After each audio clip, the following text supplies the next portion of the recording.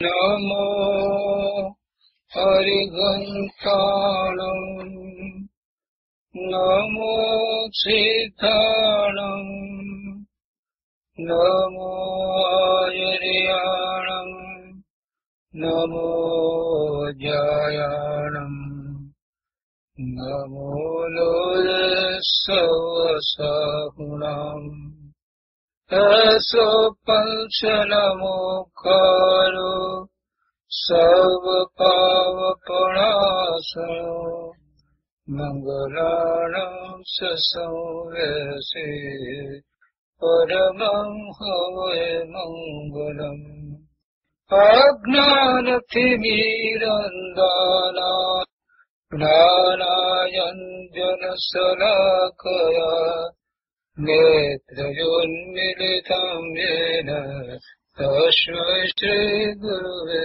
નમઃ મુખાદેવ્યાકુક્ષિરત્નં શબ્દજિતભર્યાત્મજં રાજચંદ્રહં વन्दે તત્વલોચનદાયકં પ્રભુ તત્વલોચનદાયકં.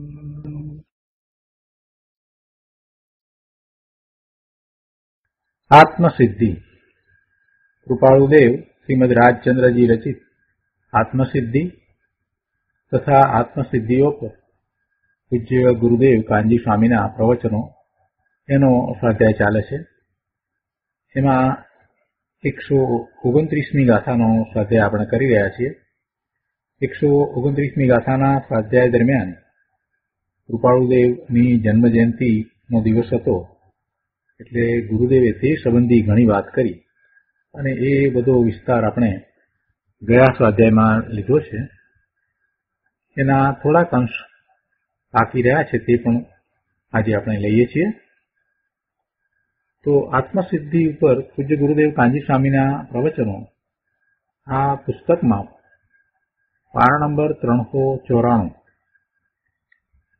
એમાં એ વાત આવી ઉપરથી 7મી લીટીમાં કે સત્સમાગમનું બળવાન ઉપકારીપણું ખૂબ ખૂબ કૃપાળુદેવે કહ્યું છે અને કૃપાળુદેવના પત્રોમાં જોશો તો ખાસ શબ્દો આગળ સત પ્રત્યે લગાડેલો દેખાશે. આ વાત આપણે ગઈકાલે કરી. ગુરુદેવ કહે છે કે કૃપાળુદેવના પત્રોમાં તમે જોશો તો ખાસ શબ્દો આગળ સત પ્રત્યે લગાડેલો દેખાશે. સત પ્રત્યે લગાડેલો દેખાશે.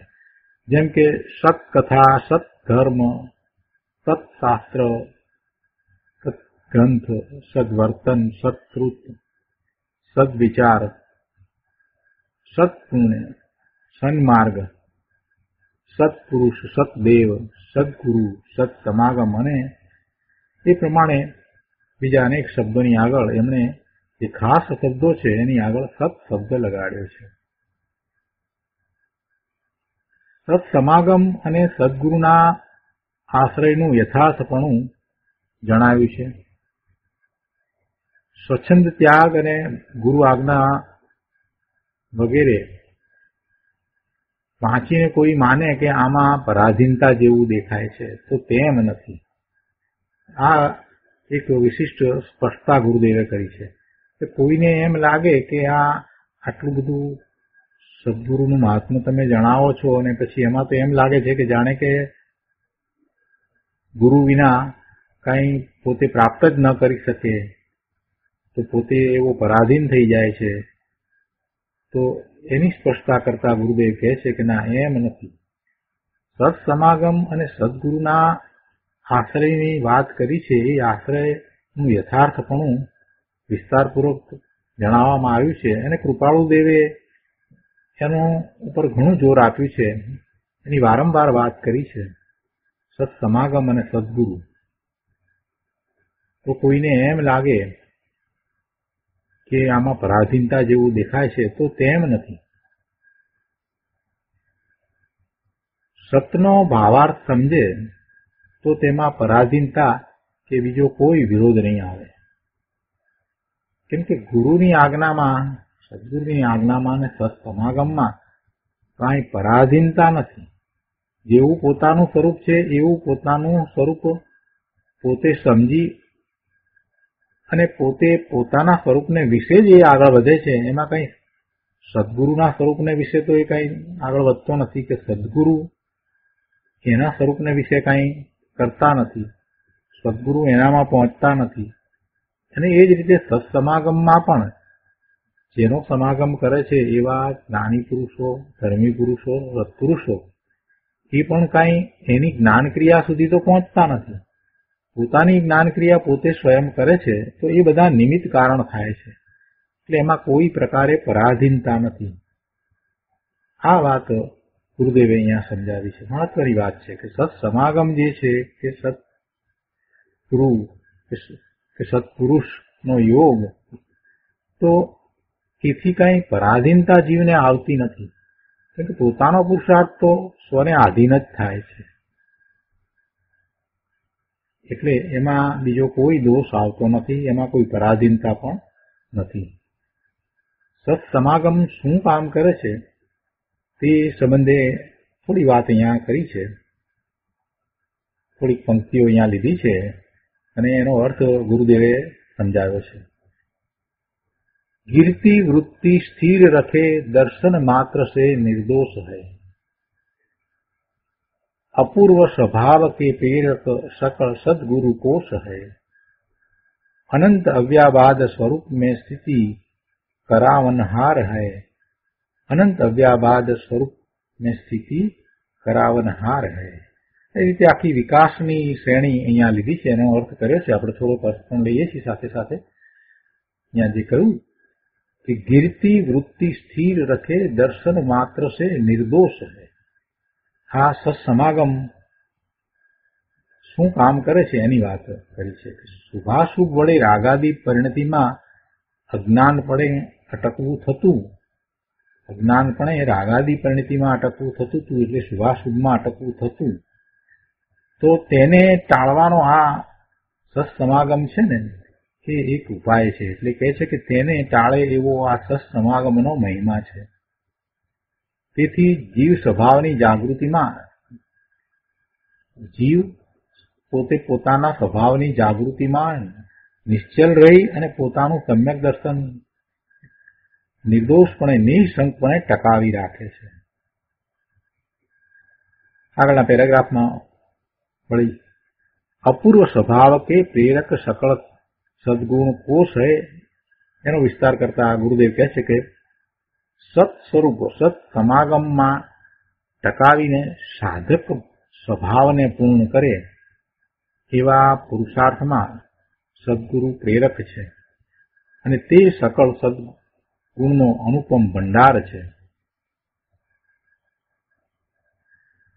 સ્વસ્વરૂપની પ્રતીતિ દ્રઢતર થતાં અધિક પુરુષાર્થ ઉપાડીને વિશેષ સાધકપણું જીવ પ્રગટ કરે છે અને એમ એ 7મા ગુણસ્થાનની દશાને પ્રાપ્ત કરે છે અને પછી આગળ વધતા પૂર્ણ વિતરાગતાને પણ એ પ્રગટ કરે છે. એટલે ત્યાં પછી એમ લેવામાં આવ્યું કે અનંત અવ્યાબાદ સ્વરૂપ મેં સ્થિતિ કરાવનહાર હૈ.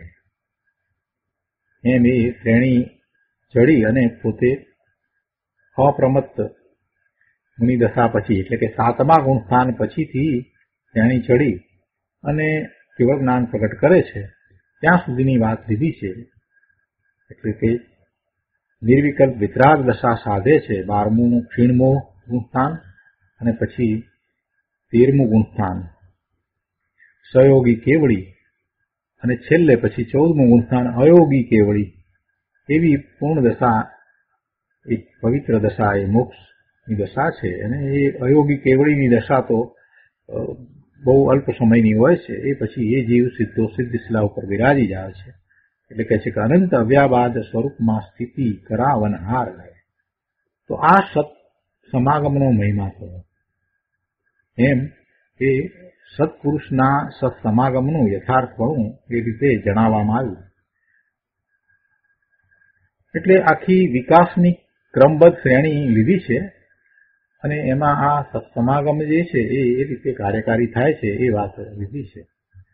પ્રથમ દર્શન માત્રથી નિર્દોષ તે સમ્યક દર્શન એની પ્રાપ્તિ છે. પછી સાધક ભાવની વૃદ્ધિ થતા અપ્રમત સંયત અને પછી પૂર્ણપણે વિતરાગ અને 13મું ગુણસ્થાનક વિતરાગ ભગવાન અને પછી મન વચન કાયાના સર્વયોગ રહિતનું અકંપ અયોગી 14મું ગુણસ્થાનક. એ પ્રમાણે સર્વે શુદ્ધ સ્વભાવનું કારણ સત્સમાગમ જ છે એમ કહે છે. જો ખરેખર જોવા જઈએ તો આ તો વ્યવહારના કથન છે, એ નિમિત્ત કારણ છે, અને એક વખત શ્રેણી ચડ્યા પછીથી એમાં ક્યાં સત્સમાગમનો કાંઈ અર્થ જ રહે છે. અને 7મા ગુણસ્થાનની દશાનો વિચાર કરીએ તો 7મા ગુણસ્થાને જયારે વંદવ્યંજક ભાવ નથી તો પછી કેવો બીજા અન્ય સાથેનો સત્સમાગમ તો એને છે જ નહીં. એને જે સમાગમ છે એ સત્સમાગમ એટલે પોતાના સ્વરૂપ સાથેનો જ સમાગમ છે, બીજા કોઈ સાથેનો સમાગમ છે જ નહીં. માત્ર ને માત્ર પોતાના સ્વરૂપને વિશે જે રહે છે. એટલે સત્સમાગમનો વિસ્તૃત અર્થ જો કરીએ તો એવો પણ થાય કે પોતે પોતાના સ્વરૂપને વિશે રહે છે એ જ સાચો નિશ્ચયથી સત્સમાગમ છે. અને વ્યવહારથી જો કહીએ તો સત્પુરુષો, જ્ઞાની પુરુષો, ધર્મી પુરુષો એમના સમાગમમાં, એમની નિશ્રામાં રહેવું એ સત્સમાગમ છે.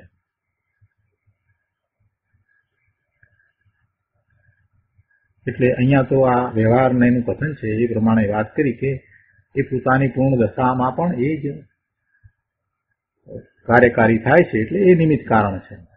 પણ પૂર્ણ દશા વખતે 7મા ગુણસ્થાનથી શરૂ કરીને જે આખો પુરુષાર્થ છે એ દરમિયાનમાં કોઈ પરની અપેક્ષાએ નથી અને પર સાથેનો એને સમાગમે નથી. એ વાતનું લક્ષ કરવા જેવું છે. અને એ પહેલાની જે દશા છે એમાં પણ ખરેખર જોવા જઈએ તો એને એવા નિમિત્ત હોય છે, સત્સમાગમના નિમિત્ત હોય છે. 4થા, 5મા, 6ઠાની ભૂમિકામાં એને એવા નિમિત્ત હોય છે. મિથ્યાદ્રષ્ટિને પણ એવા નિમિત્ત મળે છે. પુરુષાર્થ તો પોતાનો છે. એટલે એ રીતે અહીંયા વાત કરી છે કે એ પ્રમાણે સર્વે શુદ્ધ સ્વભાવનું કારણ સત્સમાગમ જ છે. એટલે એને જેમ છે તેમ સમજવું. અહીંયા કોઈક વસ્તુની મુખ્યતાથી વાત કરવામાં આવી હોય, બીજી વસ્તુને ગૌણ કરીને વાત કરવામાં આવી હોય તો એને એ રીતે સમજવી, એનો ઊંધો અર્થ ન કરવો. સત્સમાગમ એની વાત અહીંયા આપણે કરી રહ્યા છીએ. ગુરુદેવ કહે છે કે અહીંયા 395મા પાના ઉપર આગળ કહે છે ત્રીજી લીટીમાં કે પણ જેનાથી ગુણ ન પ્રગટે તે સત્સંગ ન કહેવાય. જેનાથી ગુણ ન પ્રગટે તે સત્સંગ ન કહેવાય. કૃપાળુ દેવે પત્રે પત્રે અંતરનાદથી પુરુષાર્થ સહિત એક જ ભણકાર ગજાવ્યો છે કે સત્સમાગમ જ એક કલ્યાણકારી છે. પત્રે પત્રે એટલે કે કેટલાય પત્રોની અંદર આ વાત તો આવે જ છે. જેને આ વચનામૃત પુસ્તકનો અભ્યાસ છે એને તો એ ખ્યાલમાં છે જ કે સત્સમાગમ અને સદગુરુનું મહાત્મ્ય કૃપાળુદેવને કેટલું હતું અને એમને એ વિશે કેટલો બધો વિસ્તાર કર્યો છે, કેટલી બધી જગ્યાએ કહ્યું છે, વારંવાર એ વાત તો કરી છે. લોકો પોતાના સ્વચ્છંદે શાસ્ત્ર વાંચી અને એમાંથી ઊંધો અર્થ કાઢે અને પછી ભવના ભ્રમણ કરે, ભવસાગરમાં ડૂબે એમ બને. અને એવું જ બની રહ્યું છે. અનાદિથી આ જીવ એમ જ કરતો આવ્યો છે. પોતાની મતિ કલ્પનાએ એ ધર્મ માની રહ્યો છે એટલે એને ભૂલ થઈ છે. એટલા માટે કૃપાળુ દેવે એમ કહ્યું કે સદગુરુ અને સત્સમાગમનું મહાત્મ્ય સમજી અને તમે ધર્મમાં પ્રવર્તો. શાસ્ત્રો જાણવાથી મોક્ષ થતો હોય તો પાનાનો મોક્ષ થવો જોઈએ. ઘણાએ આત્મસિદ્ધિ મોઢે કરી છે, મગજમાં ભરી છે, કંઠસ્થ કરી છે અને રોજ બોલી જાય છે, પણ અંદરથી ભાવ એનો અર્થ ન સમજ્યા તો પછી એથી કાંઈ અર્થ સરતો નથી. આત્મસિદ્ધિના ભાવ અને અર્થ સમજ્યા વિના પોતાની કલ્પનાથી જે અર્થ કરે છે અને ધારે છે અને એને એમ બેસાડે છે તો એથી લાભ થતો નથી. માટે સત્સમાગમ વડે આત્મસિદ્ધિનો અંતર્ભાવ એટલે કે આશય, અંતર્ભાવ એટલે આશય સમજવાની જરૂર છે. કૃપાળુદેવનો એમાં કહેવાનો શું આશય છે એ સમજવાની જરૂર છે. પોતાની મેળે વાંચી જવાથી સમજાય નહીં, અને સમજાવીના ગુણ શું? સમજે નહીં તો ઉપકાર શું? તો આ રીતે સત્સમાગમ સમજની ગુરુદેવે અહીંયા વાત કરી છે. અને હજી પણ આગળ કહે છે એના પછીના પેરેગ્રાફમાં કે સત્સમાગમનું મહાત્મ્ય સમજાય તો શું થાય? તો કે છે કે જેવું કારણ સેવે તે જાતનું કાર્ય અવશ્ય પ્રગટે છે. તો સત્સમાગમનું મહાત્મ્ય સમજાવવાથી એમ થાય છે એમ નહીં, પણ એમાં કહેવાનો આશય એવો છે કે સત્સમાગમને કારણે જેમ છે તેમ વસ્તુના સ્વરૂપને એ યથાર્થ જાણે છે. પોતાની ભૂલને, પોતાના દોષને એ સત્સમાગમમાં દૂર કરે છે. સાથે બેસીને જ્ઞાની પુરુષોની નિશ્રામાં બેસીને જ્યારે એ વસ્તુના સ્વરૂપને સમજે છે, આત્માના સ્વરૂપને સમજે છે, પુરુષાર્થને સમજે છે, ત્યારે જે કેટલોય અભ્યાસ કરવા છતાં પણ જે વાત એને જાણવામાં ન આવે એ વાત એને ક્ષણ માત્રમાં સમજાઈ જાય છે, જાણવામાં આવી જાય છે. એટલે એવું સત્સમાગમનું અને સદગુરુનું મહાત્મ્ય છે. જે વાતને સમજતા દિવસો લાગે એ વાત ગુરુ એક ક્ષણમાં એને સમજાવી દે છે. એટલે સત્સમાગમ અને સદગુરુની વાત જ ન્યારી છે. એટલે અહીંયા એમ કે છે કે સત્સમાગમનું મહાત્મ્ય સમજાય તો પછી એ સત્સમાગમ કરશે, અને એને લીધે થઈને એને નિર્માણતા પણ થશે. પોતાની સાથે બેઠેલા બીજા જ્ઞાની પુરુષો, આદરણીય પુરુષો, મહાપુરુષો ને જોશે, જાણશે, એમની વાતને સાંભળશે તો એને નિર્માણતા થશે. એના જે પક્ષ સહિતના વિકલ્પો છે એ પણ દૂર થઈ જશે. એટલે એમ એ સત્સમાગમનું મહાત્મ્ય સમજાતા એ એમાં જશે અને પછી પોતાના દોષોને, ક્ષતિને દૂર કરશે. અને એમ કરતા પછી જેવું કારણ સેવે તે જાતનું કાર્ય અવશ્ય પ્રગટે છે. એટલે કે પછી જે પુરુષાર્થ ઉપાડે છે તો પોતાના સ્વરૂપની પ્રાપ્તિ એને અવશ્ય થાય છે. તેથી કહ્યું કે અનંત અવ્યાબાદ સિદ્ધ સ્વરૂપને પમાડે એવું કારણ સત્સમાગમ અને સત્પુરુષ છે.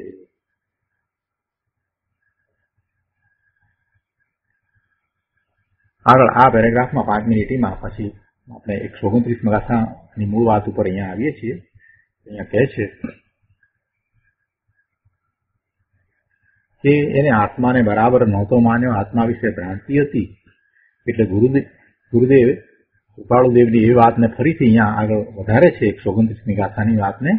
કહે છે કે આત્મભ્રાંતિ સમરોગ નહીં, સદગુરુ વૈદ્ય સુજાણ, ગુરુ આજ્ઞા સમપથ્ય નહીં, ઔષધ વિચાર ધ્યાન. એટલે આ ગાથામાં પણ સદગુરુની વાત લેવામાં આવી છે. સદગુરુ વૈદ્ય સુજાણ એમ કહેવામાં આવ્યું, અને એમની આજ્ઞા એને પથ્ય કહ્યું. એમની આજ્ઞાને પથ્ય કહ્યું છે. સદગુરુનું અને સત્સમાગમનું મહાત્મ્ય તો અહીંયા આ ગાથામાં પણ એવું જ ટકીને રહ્યું છે. અને એ ગાથાની વાત આવી એટલે આટલી બધી વાત ગુરુદેવે સત્સમાગમ વિશે અને સદગુરુ વિશે કરી છે. આત્મભ્રાંતિ સમરોગ નહીં, આત્મભ્રાંતિ જેવો કોઈ રોગ નથી, આત્મ સ્વરૂપમાં ભૂલ જેવો કોઈ મોટો રોગ નથી. માટે ગમે તેમ કરીને સત્પુરુષને શોધો અને તેમના એક વચનને માન્ય રાખો. તેમના ગમે તે એક વચનને માન્ય રાખો. સત્પુરુષના વચન તો બધા જ વચનો જે છે, જ્ઞાનીના બધા જ વચનો છે, સત્પુરુષના બધા વચનો છે, એમાં તો ભગવાનની વાણી જ આવે. જ્ઞેશ્વર ભગવાનની વાણીમાંથી જે પરમ સત્ય પ્રકાશ્યું છે એ જ હોય, બીજું શું હોય. એટલે કોઈ એક વચનને માન્ય રાખો, તેમની આજ્ઞાએ વર્તો. અને અહીંયા આગળ કહે છે કે આત્મ સ્વરૂપમાં જે ભૂલ છે, ભ્રાંતિ છે, એને ટાળવા માટે જેમ રોગ અનેક જાતના હોય, એ અનેક જાતના રોગને ટાળવા માટે અનેક જાતની દવાઓની જરૂર પડે, એવી રીતે અહીંયા આ આત્મભ્રાંતિને ટાળવા માટે અનેક જાતની દવાઓની જરૂર નથી, ઘણી દવાની જરૂર નથી પડતી, ઘણી દવાની જરૂર નથી. તો કઈ રીતે છે? તો ગુરુદેવ એને સમજાવતા કહે છે કે બહારથી કાંઈ ગ્રહણ ત્યાગની તો જરૂર જ નથી ને ગ્રહણ ત્યાગ તો હોતો જ નથી. માત્ર જે ઊંધું માન્યું છે તે ભૂલને ટાળવી છે. અને એ ભૂલને ટાળવામાં સદગુરુની આજ્ઞા વડે એ ટળી શકે, સ્વચ્છંદે ટળે નહીં. એટલે કે સદગુરુના ઉપદેશ દ્વારા જેમ છે તેમ વસ્તુના સ્વરૂપને પોતે જાણે, સમજે અને સ્વીકારે તો એ ભ્રાંતિ ટળે. એટલે બીજું કાંઈ બહારમાં કરવાની જરૂર નથી, બહારનો કોઈ ગ્રહણ ત્યાગ કરવો એમ નથી. માત્ર જે ઊંધું માન્યું છે તે ઊંધી માન્યતાને સુલટાવવી છે. તો એ ઊંધી માન્યતાને સુલટાવવા માટે સાચું શું છે એ એને સમજવું પડે. ખોટું માન્યું છે એ તો અનેક પ્રકારે ખોટું તો હોય, ખોટાના અસત્યના તો અસંખ્ય પ્રકાર, અને સત્યનો એક પ્રકાર. તો જે ઊંધી માન્યતા છે એને પોતે જો ટાળવા જશે તો બીજી ઊંધી માન્યતા કરશે. પોતે સ્વચ્છંદે એને ટાળવાનો પ્રયત્ન કરે તો એવું બને કે એ બીજી ઊંધી માન્યતા પકડે. પણ સદગુરુની આજ્ઞા વડે એમની નિશ્રામાં રહીને એમના ઉપદેશ દ્વારા જો એ ભૂલને ટાળશે તો એ બરાબર ટાળી શકશે. કેમ કે સદગુરુ આત્માના સ્વરૂપને, જગતના સ્વરૂપને જેમ છે તેમ જ જાણે છે અને એમ જ એ સમજાવે છે. એટલે જ્ઞાનીના વચનામૃત અને સત્સમાગમ એ આ રીતે ઉપકારી છે અને એમ એ પોતે પોતાના ભ્રમને ટાળી શકે છે. સ્વચ્છંદે ભ્રમ ટાળવા જશે તો એક માન્યતાને છોડી અને બીજી માન્યતાને પકડશે. પહેલા જે કોઈ મતમાં હતો, કોઈ મતના આગ્રહમાં હતો, એ મતના આગ્રહને છોડીને બીજા મતના આગ્રહમાં પડશે. તો એ ઉપરથી એ સમજવાનું છે કે સ્વચ્છંદને ટાળવાથી અને ગુરુની આજ્ઞામાં વર્તવાથી જ ભ્રાંતિ જાય. મિથ્યાત્વને ટાળવા માટે થઈને, પોતાની ઊંધી માન્યતાને ટાળવા માટે થઈને જો એ સ્વચ્છંદે પ્રયત્ન કરશે તો એક માન્યતાને છોડશે અને બીજી ઊંધી માન્યતાને પકડશે. એટલે એક મતનો આગ્રહ હતો એને છોડીને બીજા મતના આગ્રહમાં ગયો તો છેવટે તો ભૂલની ભૂલ જ રહી.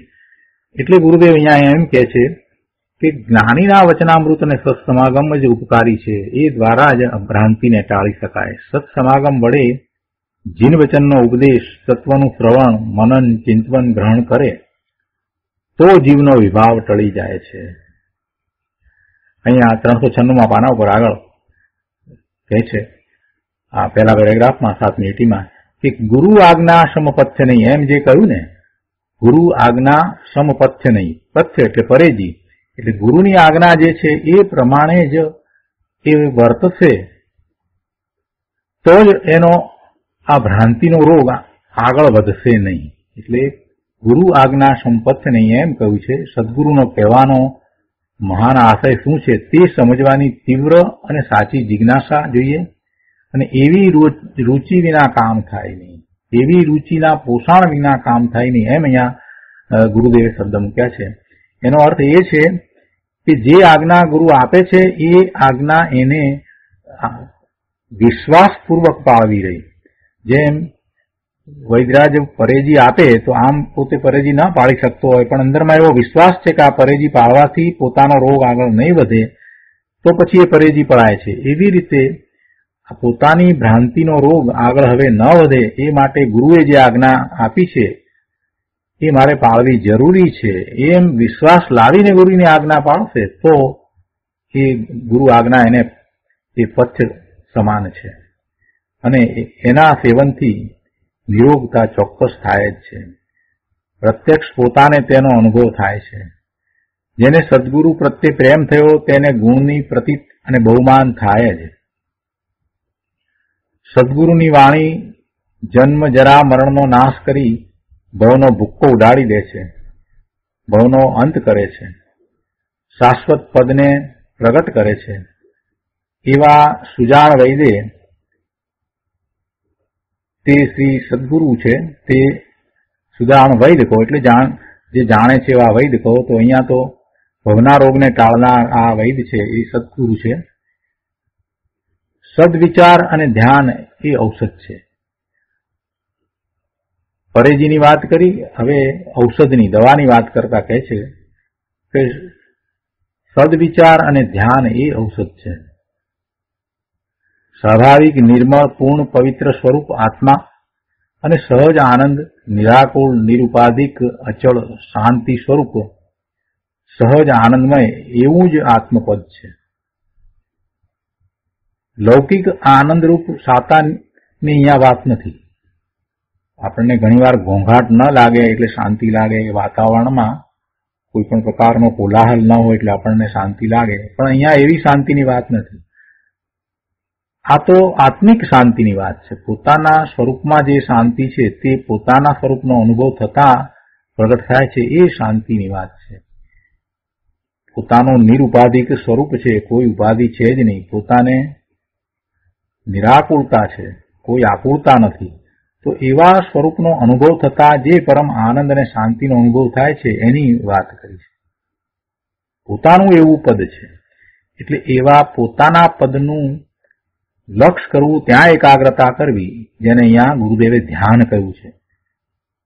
ઔષધ વિચાર ધ્યાન એમ કહ્યું છે. સદવિચાર અને ધ્યાન એટલે પોતાના સ્વરૂપને વિશે એકાગ્રતા કરવી, એ જ ઔષધ છે.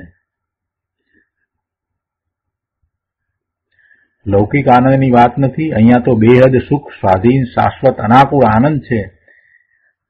કેમ કે ભગવાન આત્મા આનંદનો પંથ છે, તો એમાંથી આનંદ જ પ્રગટ થાય છે, એની અહીંયા તો વાત કરી છે.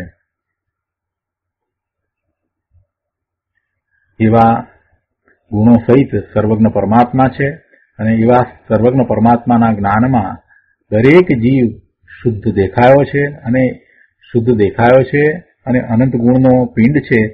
તો એવા પોતાના સ્વરૂપનું જે જીવ લક્ષ્ય કરે છે તે એવો અનુભવ કરે જ છે. એ પછી અહીંયા એક બીજી વાત લીધી છે. ગુરુદેવ કહે છે કે જો દાનના 4 પ્રકાર આપણે કહીએ છીએ, આહારદાન, ઔષધદાન, અભયદાન અને જ્ઞાનદાન. તો એમાં જ્ઞાનદાન તો સદગુરુ જ આપી શકે. જ્ઞાનદાન કોણ આપી શકે? જ્ઞાનદાન તો સદગુરુ જ આપી શકે. યથાર્થપણે જન્મ મરણની વ્યાધિ રહિતનું મોક્ષપદ તથા પરમ કલ્યાણ સ્વરૂપ સદધર્મ છે, તેને દેખાડનાર સદગુરુ છે. આવા મોક્ષપદને બતાવનાર, પોતાના શુદ્ધ સ્વરૂપને દેખાડનાર એ તો સદગુરુ છે. અને એવું જે જ્ઞાન આપ્યું એ જ્ઞાનદાન કહેવાય. તો એવું જ્ઞાનદાન તો સદગુરુ દ્વારા જ પ્રાપ્ત થાય, બીજા કોઈ દ્વારા પ્રાપ્ત ન થાય. આ નિશ્ચય ધર્મમાં સત્પુરુષનો આત્મા જ બીજા આત્માને ઉપકારી નિમિત્ત થાય છે. પોતે પામ્યા છે, પોતે જ્ઞાની છે, તો બીજાને જ્ઞાન થવામાં નિમિત્ત થાય છે. પોતે પામ્યા છે, પોતે પોતાના આત્માનું જ્ઞાન કરી અને એવી અનુભવ સહિતની દશામાં એકાગ્રતા કરી રહ્યા છે, વારંવાર પોતાના સ્વરૂપને વિશે એકાગ્રતા કરી રહ્યા છે, એવા જ્ઞાની એની વાત કરી શકે. એટલે જ્ઞાનદાન કહેતા એ ભલે દ્રવ્યશ્રુત હોય, પણ એ દ્રવ્યશ્રુતને સાંભળી સમજી અને જીવ પોતે ભાવશ્રુત પ્રગટ કરી શકે છે. દ્રવ્યશ્રુત છે તે ભાવશ્રુત પ્રગટ કરવામાં નિમિત્ત કારણ છે, અને આ દ્રવ્યશ્રુત ગુરુ દ્વારા આપણને પ્રાપ્ત થાય છે, એ જ્ઞાનદાન છે. આ દ્રવ્યશ્રુત છે, આ શાસ્ત્રો છે, એ કોણે રચ્યા?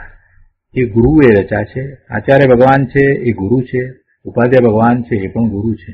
તો એમણે આ જે રચનાઓ કરી અને આપણને જે આપ્યું છે તે જ્ઞાનદાન જ છે, દ્રવ્યશ્રુત છે. અને એના નિમિત્તે એટલે કે એને સમજતા જીવને પોતાની જ્ઞાન ક્રિયા થતા પોતાને એવા ભાવશ્રુત પ્રગટ થાય છે. એટલે જ્ઞાનદાન તો સદગુરુ જ આપે છે. આ નિશ્ચય ધર્મમાં સત્પુરુષનો આત્મા જ બીજા આત્માને ઉપકારી નિમિત્ત આ રીતે થાય છે. સદગુરુ સતને ઓળખાવનાર છે, માટે ઉપકારીને પ્રથમ ઓળખવા જોઈએ, સદગુરુને પ્રથમ ઓળખવા જોઈએ. આગળ 357માં પાના ઉપર એ કહે છે કે અંદર સૂત્રમાં એમ આવે છે ને કે આરોગ્યમ બોહિ લાભમ. આરોગ્યમ બોહિ લાભમ એટલે શું કે ભવરોગ રહિતની ભાવ સમાધિ મને આપો. આરોગ્યમ બોહિ લાભમ ભવરોગ રહિતની ભાવ સમાધિ મને આપો. એમ કોણ કહે?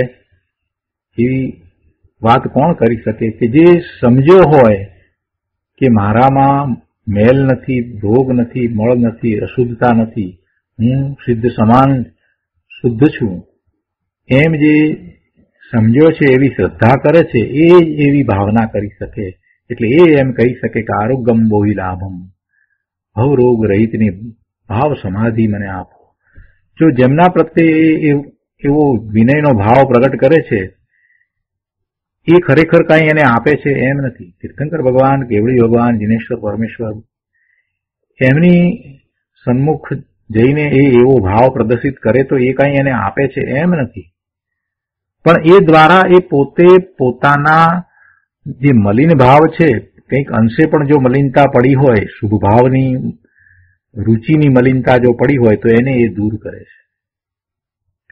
કોઈક અંશે પણ એને કાંઈક અંદરમાં ક્ષતિ પડી હોય તો એને એ રીતે એ દૂર કરે છે અને એ પોતે સક્ષમ છે એવા ભાવને ત્યાં એ બળવાન કરે છે. આરોગ્યમ બોહિ લાભમ એ આખો એક પ્રભુ પ્રત્યેની વિનંતીનો ભાવ છે કે પ્રભુ મને આપે છે એવો ભાવ છે. પણ એવા ભાવ દ્વારા એ પોતે પ્રાપ્ત કરવાને લાયક છે એ વાત પણ અંદર એમાં સમાયેલી છે. એટલે એ પ્રાપ્ત કરી શકશે એવો જેને વિશ્વાસ છે એ જ એમ બોલી શકે છે. એટલે અહીંયા કહે છે કે એમ કોણ કહે છે કે જે સમજ્યો હોય કે મારામાં મળ મેલ નથી, અશુદ્ધિ નથી, રોગ નથી, હું સિદ્ધ સમાન શુદ્ધ છું, એમ સમજીને ઉપકારી સદગુરુની ભક્તિ વડે પુરુષાર્થને ઉપાડે છે એ એમ કહી શકે છે. નિયમસારમાં નિર્ગ્રંથ મુનિ શ્રી પદ્મપ્રભમલધારી દેવ સદગુરુનો મહિમા કરતા ભક્તિ રસની છોડ ઉછાળે છે. પોતે મહાપવિત્ર નગ્ન દિગંબર નિર્ગ્રંથ મુનિ હતા, છતાં કહે છે કે હે સદગુરુ, હે નાથ, આપે અનંત ઉપકાર કર્યો છે. ગુરુના ચરણ કમળ વિના શુદ્ધ આત્મધર્મ કેમ પ્રગટે, કેવળ જ્ઞાન કેમ ભક્તે. અષ્ટપાઉરની અંદર પણ અમૃતચંદ્રાચાર્ય ભગવાનની એક ગાથામાં એવો ભાવ છે કે અમૃતચંદ્રાચાર્ય ભગવાન એમ કહે છે કે પ્રભુ અમને સિદ્ધત્વ આપો. હવે દ્રવ્યાનુયોગના આટલા ગ્રંથની રચના કરનાર એવા સમર્થ મહા આચાર્ય મુકુંદાચાર્ય ભગવાન એ તો જાણે છે કે દિનેશ્વર પરમેશ્વર કાંઈ એમને સિદ્ધત્વ આપવાના નથી, છતાં એવો ભાવ અંદરમાંથી આવે છે. અને એ ભાવ એટલા માટે આવે છે કે જેમ જેમ જેમ જેમ એ પોતે પોતાના સ્વરૂપને વિશે એકાગ્રતા કરતા જાય છે તેમ તેમ અંદરમાંથી એવું બળ આવતું જાય છે. અને એવું બળ આવતું જાય છે એટલે અંદરમાં એવો વિશ્વાસ છે કે પોતે પૂર્ણ દશાને પ્રગટ કરવાના છે. તો પછી એવો ભાવ આવી જાય છે, એવો ભાવ આવી જાય છે કે એવો પુરુષાર્થ જેમણે પ્રગટ કર્યો અને પૂર્ણ દશા પ્રગટ કરી છે એમના પ્રત્યે એ ભાવ એવો આવી જાય છે. એટલે એમ કહે છે કે હે જિનેશ્વર ભગવાન, આપ મને સિદ્ધત્વ આપો. એટલે આ જે ભક્તિનો સાચો જે ભાવ જે છે ને એ ખરેખર તો પોતાના એવા સામર્થ્યની પ્રતીતિ કરાવનારો ભાવ છે. પોતાના એવા સામર્થ્યની પ્રતીતિ કરાવનારો આ તો ભક્તિનો ભાવ છે. લોકો ભક્તિને સમજે નહીં, ગીતો ગાયા કરે અને એને ભક્તિ કહે છે. પ્રભુ, એમ ભક્તિ નથી હોતી. પોતાના સ્વરૂપનું લક્ષ થયું છે એની જ ભક્તિ રહ્યા કરે છે. પોતે જ્ઞાન સ્વરૂપ છે, પોતે ઓમકાર સ્વરૂપ છે અને વારંવાર ઓમ ઓમ જાણે કે અંદરમાંથી જ નીકળી ગયું છે એવી જેની દશા થઈ ગઈ છે એને આવા જ ભાવ હોય છે. જેમના નિમિત્તે પોતે પામ્યા છે એમના તરફ એવો ભાવ આવે જ છે. બહુ સરસ વાત છે. પ્રભુ એનો કેટલો વિસ્તાર કરીએ. અહીંયા આગળ 357માં પાના પર બીજા પેરેગ્રાફમાં કહે છે કે આ પંચમ કાળમાં સાક્ષાત સર્વજ્ઞ પરમાત્માના વિરહ પડ્યા. હવે અહીંયા ભરત ક્ષેત્રને વિશે પંચમ કાળમાં જિનેશ્વર ભગવાન નથી, જિનેશ્વર ભગવાન નથી અને ગણધર ભગવાન પણ નથી, અને એવા શ્રુત કેવળી પણ ન રહ્યા. એવા શ્રુત કેવળી પણ ન રહ્યા. આપણે જાણીએ છીએ કે મહાવીર સ્વામી ભગવાન નિર્વાણ સ્વામીને મોક્ષે પધાર્યા ત્યાર પછીથી ગૌતમ સ્વામી, સુધર્મ સ્વામી અને જંબુ સ્વામી એ 3 મહાપુરુષો કેવળ જ્ઞાન પ્રગટ કરી અને પછી સિદ્ધ થયા. તો એ પછી શ્રુત કેવળી હતા કે જેમને 12 અંગ અને 14 પૂર્વનું જ્ઞાન હતું. ભલે આ ભવે એ મોક્ષે ન ગયા હોય, પણ એવા શ્રુત કેવળી હતા. પહેલા ભદ્રભાવ સ્વામી સહિત એવા શ્રુત કેવળી હતા. કદાચ 12 અંગ અને 14 પૂર્વનું જ્ઞાન ને બદલે કોઈક એમ પણ કહે છે કે 12 અંગ અને 9 પૂર્વનું જ્ઞાન, પણ એવા એ સમર્થ શ્રુત કેવળી હતા. એવા 5 શ્રુત કેવળી પહેલા ભદ્રભાવ સ્વામી સહિત હતા. અને એ પછીના કાળમાં એવા શ્રુત કેવળી હતા કે જેમને અમુક અંગ અને અમુક પૂર્વનું જ્ઞાન હોય એવા શ્રુત કેવળી પણ હતા. પણ વર્તમાનને વિશે તો એવા કોઈ દેખાતા નથી. અમુક ભાગનું જેમને જ્ઞાન હોય એવા જ મહાપુરુષો રહ્યા. કુમકુંદાચાર્ય ભગવાનને પણ અમુક ભાગના અમુક પ્રાભૃતનું જ્ઞાન હતું. તો એવા કુમકુંદાચાર્ય ભગવાન જેવા કે અમૃતચંદ્રાચાર્ય ભગવાન જેવા કે અમૃતગતિજી આચાર્ય ભગવાન જેવા પણ હવે તો આ કાળને વિશે તો મળવા અતિ દુર્લભ છે, બહુ દુર્લભ છે. તો આવા દુષમ કાળમાં જ્ઞાનીને નહીં ઓળખનાર લોકો, જ્ઞાનીને જે નથી ઓળખનાર એવા લોકો જે છે એ શું પામશે? ત્યારે એમની નજીકમાં જ એવા જ્ઞાની મળ્યા હોય એમને ઓળખે નહીં, સદગુરુને ઓળખે નહીં. કૃપાળુ દેવ જેવા જે બાહ્યમાં ગૃહસ્થ દશામાં હતા પણ એવા જ્ઞાની એમને એ ઓળખે નહીં તો પછી એ પોતે પોતાનું કલ્યાણ કેવી રીતે કરશે? ગુરુદેવે એ વાત અહીંયા સાથે લીધી છે કે ભગવાન કુમકુંદાચાર્ય જેવા ધર્માચાર્યના સત્સંગ તો હવે બહુ દુર્લભ થયા. આવા દુષ્મ કાળમાં જ્ઞાનીને નહીં ઓળખનાર લોકો એ કૃપાળુદેવ જેવાની પણ નિંદા કરતા હતા. કૃપાળુદેવે જ પૂજાવા માટે બધું લખ્યું છે. આવી અરે ગુરુદેવ કહે છે કે કેવી દશા! એ બિચારા મોહાંધ છે, મહામોહને વશ એ સ્વયં અપરાધી થઈ રહ્યા છે. એ સ્વયં અપરાધી થઈ રહ્યા છે. તો ગુરુદેવને વિશે પણ ઘણા લોકો ઘણું એવું વિચારતા હતા. ગુરુદેવે પરિવર્તન કર્યું ત્યાર પછીથી ઘણા લોકો અનેક પ્રકારે વાત કરતા હતા. પણ એમ કરવાવાળા, જ્ઞાનીને નહીં ઓળખનારા, એ એમના સાનિધ્યને પામ્યા નહીં, એમની નિશ્રાને પામ્યા નહીં, એમની પાસેથી એમણે જ્ઞાન પણ સંપાદન કર્યું નહીં અને માત્ર નિંદામાં એ અપરાધી થયા, બીજું કાંઈ કર્યું નહીં. જ્ઞાની પુરુષની વિરાધના, અનાદર ક્યારેય કરવા નહીં. એમ કરતા તો ગૃહિત મિથ્યાત્વનો બંધ પડે છે અને કેટલો બધો કાળ સુધી પછી એવા સંયોગો એ પ્રાપ્ત થતા નથી. અહીંયા આ પેરેગ્રાફમાં આગળ કહે છે 15મી લીટીમાં કે સત્પુરુષની ભક્તિ તે સ્વરૂપ ભક્તિ છે. સત્પુરુષની ભક્તિ તે સ્વરૂપ ભક્તિ છે. સત્પુરુષની ભક્તિને સ્વરૂપ ભક્તિ કઈ રીતે કહી છે તેને જરાક સમજવાનું છે. એ છે કે સત્પુરુષની ભક્તિ તે સ્વરૂપ ભક્તિ છે. તે કેવી હશે? શાસ્ત્રમાં કહ્યું છે કે તીર્થંકરની તથા સદગુરુની ભક્તિ વડે તીર્થંકર નામ કર્મ બંધાય. તીર્થંકરની તથા સદગુરુની ભક્તિ વડે તીર્થંકર નામ કર્મ બંધાય. તે સર્વોત્કૃષ્ટ પુણ્યનો પ્રભાવ ત્રણેય લોકમાં કલ્યાણકારી ગણાય છે. 100 ઇન્દ્રો જેમના ચરણો સેવે એવો ગુરુ ભક્તિનો મહિમા છે. તો પછી સ્વભાવની સ્વરૂપ ભક્તિની તો શી વાત કરવી? જો સદગુરુ જે છે એ પોતે પોતાના સ્વરૂપને પામ્યા છે તો એમની ભક્તિનો જ્યારે વિકલ્પ આવ્યો છે તો એ વિકલ્પમાં એમના કઈ શરીરની ભક્તિની વાત નથી કે એમના નામની ભક્તિ, એવી કોઈ વાત નથી. તીર્થંકર ભગવાનની ભક્તિ આપણે કરીએ છીએ તો તીર્થંકર ભગવાનનું નામ એની ભક્તિ નથી, પણ એ પદની ભક્તિ છે, એટલે કે એ ભાવની ભક્તિ છે. જે ભાવે એ થયા છે એ ભાવ, એટલે એ પદમાં જે પોતે રહ્યા છે એની ભક્તિ છે. તો એવું પદ તો પોતાનું પણ છે.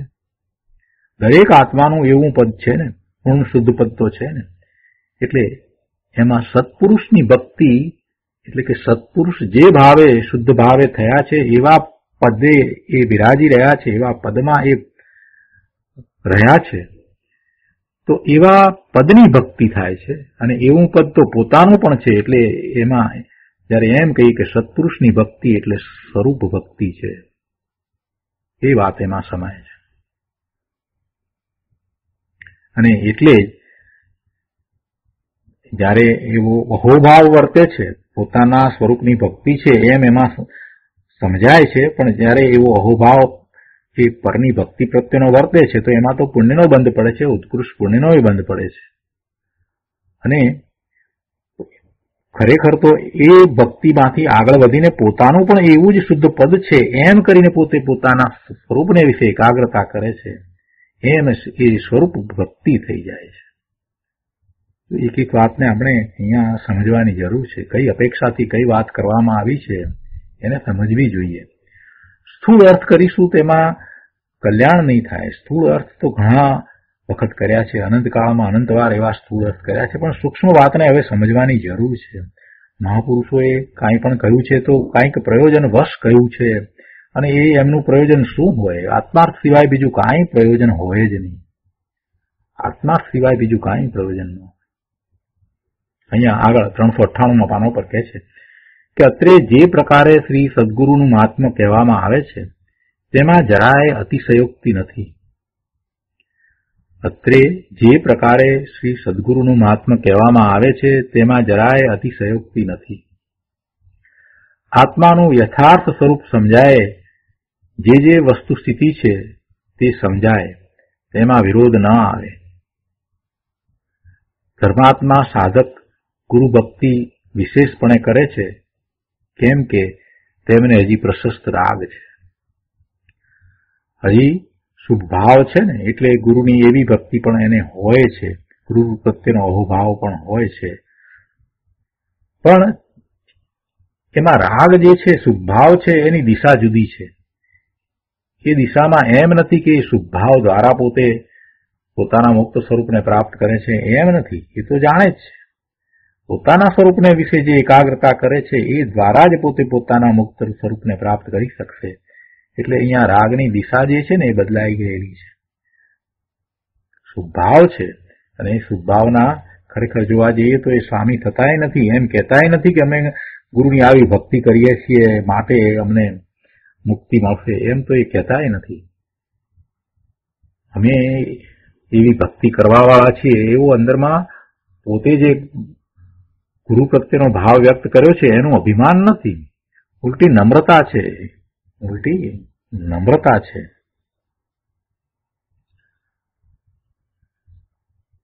આગળના પેરેગ્રાફમાં કહે છે કે સત્શ્રુતનો અભ્યાસ કરે, એવી ભાવના કરે, એને સાંભળે, સમજે અને માને તો તેનું ફળ સમ્યક દર્શન છે.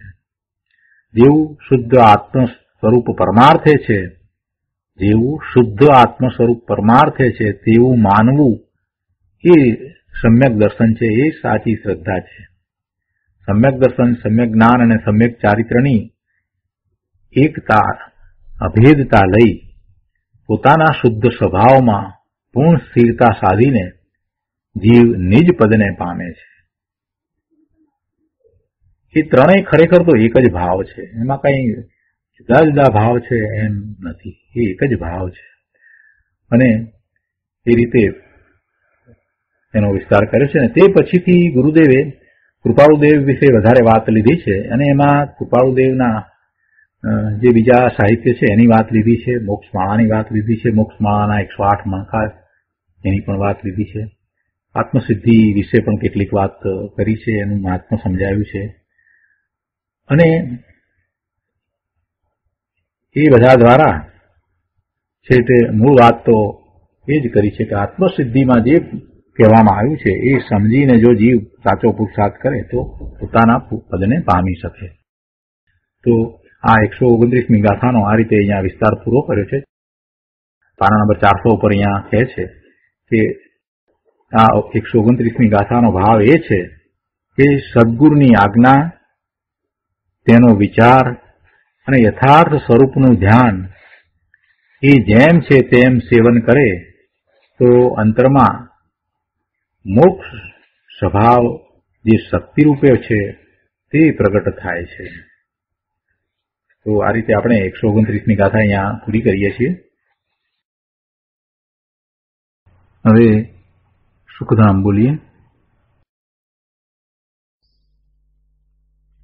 સુખધામ અનંત સુસંત ચરી દિન રાત રહે તદ ધ્યાન મની પ્રકાંતિ અનંત સુધામય જે પ્રણમુ પદ તે વરતે જયતે પ્રણમુ પદ તે વરતે જયતે